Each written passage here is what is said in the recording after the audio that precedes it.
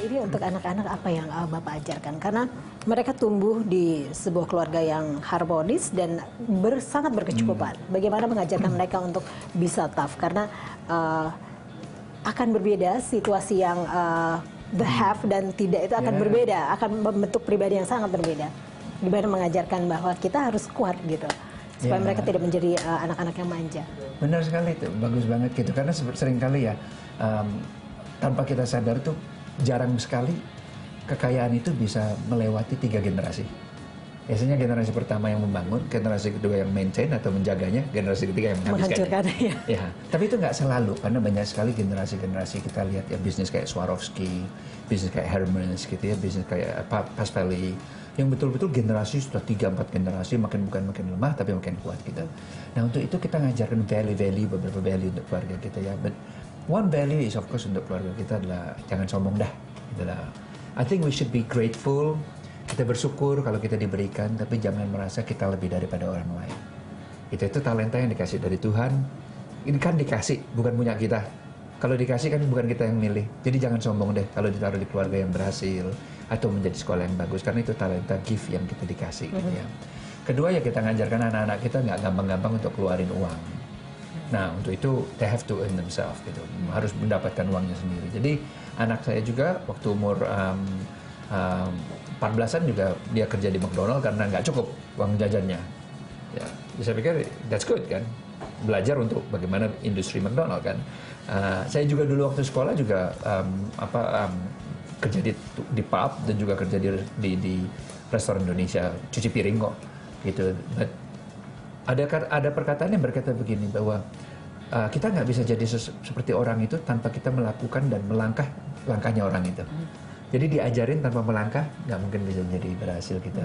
Tapi kita juga mengajarkan anak-anak kita untuk mempunyai visi yang besar gitu. Nah, dan untuk itu kita jarang banget bicara tentang fear, but we speak faith gitu. Maksudnya gini, kita tidak nakut-nakutin dia, tapi kita bicara dengan apa yang mereka bisa jadi.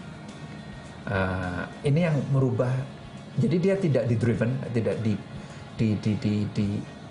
yang membuat mereka belajar yang terbaik itu bukan karena takut gagal, tapi karena punya visi yang luar biasa dalam hidup mereka. Nah ini pengaruhnya banyak gitu, karena suatu saat anak saya yang paling gede, Sam ya, nilainya biasa-biasa aja tuh, nilainya 7 aja gitu. 7 ya setelah 5 tahun sekolah terakhir itu hampir year 12 berarti SMA kelas 12 ya.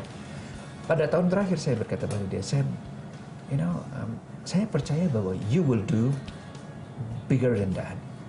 Dia bilang, ya Dad, saya juga percaya I can do bigger than you. Wow, saya bilang gitu kan.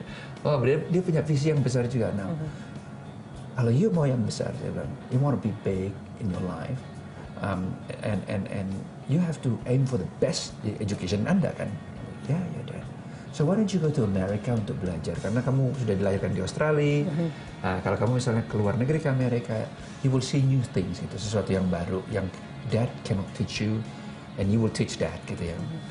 Dari situ saya bilang, but if you want to go to America, you have to get the best university. Jangan ke Amerika sekolahnya yang biasa-biasa, mendingan di Australia aja gitu kan. And he did. Maksudnya dia belajar karena visinya berubah sekarang. Tahu nggak, akhir tahun dia mendapatkan nilai bukan 7 tapi 99,3 dari 100%. Wow. The perubahannya apa? Visinya dirubah. Dan kita tidak bicara dengan ketakutannya dia atau kemungkinan gagalnya, tapi bicara tentang iman dan tahu. Kita juga ajarkan anak-anak kalau dia sudah mencoba yang terbaik dan belum mencapainya, kita bersukacita aja. Sudah, you've done great. Ya itulah yang kita value yang kita ajarkan anak-anak kita. Anda mengajarkan untuk mempunyai visi pada setiap anak-anak. Apakah Anda juga mengajarkan anak-anak untuk kelak meneruskan usaha Anda atau? Yes, tapi lebih ke arah yang dia harus passionate ya. Kelihatannya sih memang anak-anak mengambil arsitektur juga. Yang satu bagian finance, tapi dia suka banget kreativitas gitu, kreatif design, gambar-gambar fotonya juga bagus gitu, menarik gitu. Yang kedua, dia lebih suka kayak artis gambar-gambar lukisan gitu. Yang ketiga kelihatannya mau diajarkan ke arah arsitektur gitu. Ya. Harus ada. Ya, dan itu cukup challenging loh. untuk passing on kepada anak-anak gitu. Karena anak yang pertama berkata, Dad, aku mungkin nggak mau terusin bisnis kamu. Great, can do anything. Tapi setelah dia mengambil sekolah satu pelajaran di Amerika tentang family entrepreneurship, yaitu family entrepreneur family yang dari generasi ke generasi gitu, yang familynya terusan gitu, meneruskan gitu. Dan di situ dia diajarkan bahwa kesuksesan kesuksesan daripada family entrepreneur itu berdasarkan oleh training dari family. Tahu-tahu dia mulai tertarik dengan bisnis kita gitu. Mulai sekarang dia barusan 2-3 minggu lalu bilang gini, Dad, aku bisa nggak tiap 1 jam 1 minggu aku ngomong sama Daddy. I want to know what you do. Apa yang Anda rencanakan minggu ini? Plannya apa? Kenapa kamu mengerjakan itu? Jadi kan dia tanya gini lah kepada saya, Dad, aku memang harus kaya ya untuk membuat kamu happy. Gitu. Do I have to be rich to make you happy? Aku bilang ke saya, no. Money is not everything. Uang kan nggak segalanya dalam hidup kita gitu. Money doesn't give you happiness gitu. Tapi jangan sampai wrong thinking leads you to wrong living. Cara berpikir yang salah membuat kamu hidup yang salah. The next generation, generasi sekarang itu berpikirnya jauh lebih besar daripada generasi Dad. Gitu. Daddy waktu umur kamu 21 tahun, bicara tentang mau buka restoran yang kalau jual $100.000 1 tahun udah senang. Kamu sudah bicara tentang company global company yang turnover $1-2 billion at your age 21 years old. Daddy lulusnya university high school dapat nilai 7, kamu dapat nilai 99,3. You are at a different level. This is the next generation, generasi anak-anak muda sekarang kita ini yang sangat-sangat luar biasa. Jadi jangan sampai pemikiran yang salah membuat kamu hidup yang salah dan hasil yang salah. Iya. Ya, ini selain anak-anak, istri juga sangat berperan di dalam karir Pak Iwan dan kehidupan Pak Iwan. Nah, ini saya mendengar Pak Iwan sempat dulu agak ada jatuh bangun lah di dalam percintaan saya, sampai akhirnya menemukan istri yang bisa benar-benar fully support karir Bapak. Kan istri saya kan CEO, tapi istri saya kan global CEO. Dia bosnya gitu kan. Now I'm so lucky untuk mendapatkan Liana untuk jadi sebagai istri saya gitu, dan saya juga nggak tahu kalau dia bisa jatuh cinta sama saya. Mungkin dibutakan matanya oleh Tuhan gitu. Saya pikir mungkin melihat potensi. But we dated, kita dating kira-kira 6 tahun sebelum kita married. Kita was really good gitu, karena 6 tahun membuat kita persiapan cukup. Kita tahu satu dengan yang lain, kecocokan segala. We like certain things and cukup waktu untuk memutuskan, are you for me or you not, or am I for her gitu kan ya.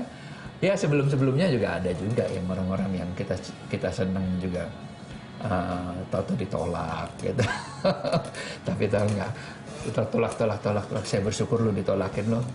Sekarang akhirnya dapat yang lebih cantik lagi. Yang lebih cantik dan cinta Tuhan dan cinta suami lagi. So sometimes rejection is actually good. Closed door is an open door. Di mata Bapak, istri seperti apa, Pak? My wife is a positive encouragement untuk hidup saya, yang sangat positif. She speaks life. Waktu kita membangun bisnis, dia nggak pernah compare atau membandingkan saya dengan orang lain, dan apapun yang kita waktu merintis itu dia bersyukur, dan dia sampai hari ini pun juga menjaga value-value untuk tidak boros gitu. Jadi dia ajarkan anak-anak kita tidak boros gitu. Jadi meskipun hidup sangat berkecukupan, well, she's grateful gitu. Dia sangat, kadang-kadang saya malah ngomelin, Mom, you guys come on, just buy what's right gitu, tapi jangan eksesif lah gitu dalam hidup kita kan. Tapi dia tetap nggak mau tuh gitu. Jadi sangat irit dan sangat dia bukan tipe orang yang mau menonjolkan gitu. Dia mau cukup dia di background aja dia senang. Tapi bagi saya dia adalah pundak atau the bone, tulang daripada keluarga kita, karena si speaks life, doakan suaminya, istrinya. Kalau saya lagi stres juga saya ngomong ke siapa lagi, ngomong ke dia gitu, and she can just make it as if it's nothing happen gitu. Kamu pasti bisa lah. Iya, kamu pikir bisa tapi belum tentu bisa. No, pasti bisa gitu. Dan that was sesuatu yang menurut saya the biggest asset untuk saya, karena kita bisa berperang di luar Tapi kalau berperang di rumah itu susah. Lebih baik jangan deh. Ya, kalau happy wife, long life. Iya, iya. Bukan bisa atau tidak bisa, tapi mau atau tidak mau. Kalau mau, pasti kita coba. Pasti kita coba sampai berhasil.